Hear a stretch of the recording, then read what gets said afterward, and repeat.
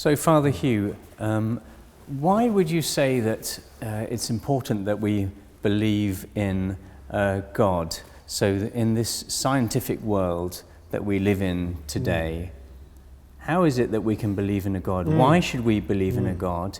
In fact, some people would say a God that is not clear to us, that we don't really see or perceive in a clear way.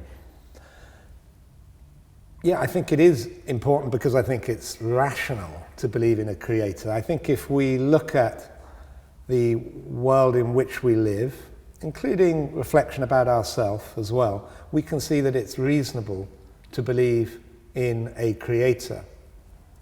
So in another discussion we've had, we discussed the idea that human beings are more than purely physical things. They have an intelligence, and indeed an ability to will and act, and indeed to love. We're more than matter. The question is then, is the analogy of saying that there's a greater mind behind the universe, as there is a mind behind my body, with my body, does that analogy work? Can we move from an experience of us being an intelligence to there being an intelligence behind the creation? And I think we can. But just to reflect again just a little bit on the human experience of being a mind, which I don't think we can deny. I think we sort of assume it, we affirm it, that I'm intelligent, that I'm able to create and to act willingly, with an intention, with a purpose, in the physical environment in which I find myself.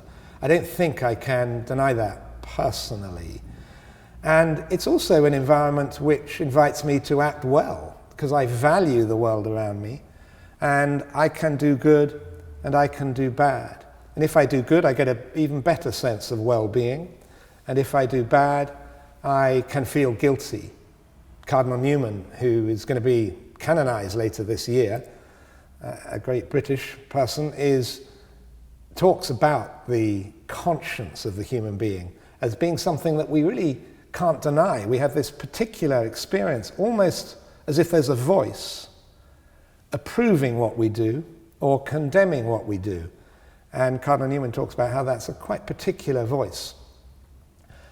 What I want to say then is, when we reflect about this physical environment, we're reflecting about something that enables us to act, that by being predictable cooperates with the way we act, and is made in a structured way. It's a sort of hierarchy of unities. It fits together pretty well. Modern science has discovered that.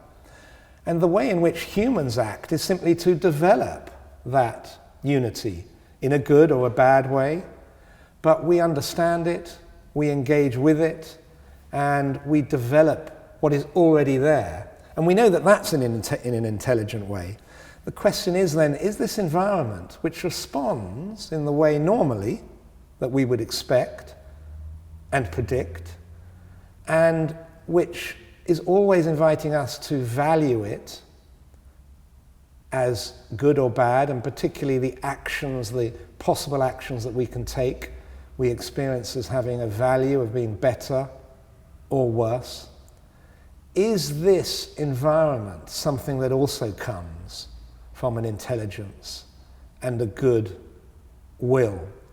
And I would say that it is reasonable for the human mind to move from this awareness of me being a mind to understanding the physical environment as something which is an invitation to act well and responsibly from another mind. That is to say that the predictable, continuing unities and order of the physical world comes from another, bigger intelligence that is outside of it.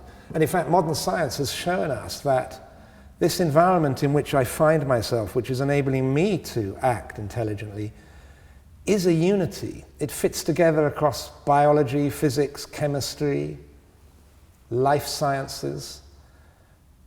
It is ordered and unified across the whole thing, so that the intelligence that we discern behind that, which is inviting us to act and is the voice of conscience, is approving when we do good acts and disapproving when we do bad acts, is responsible for the whole thing, because the whole thing is interlinked and unified.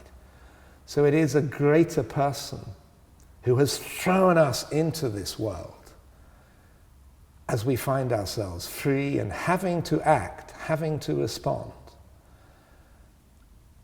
That we call God.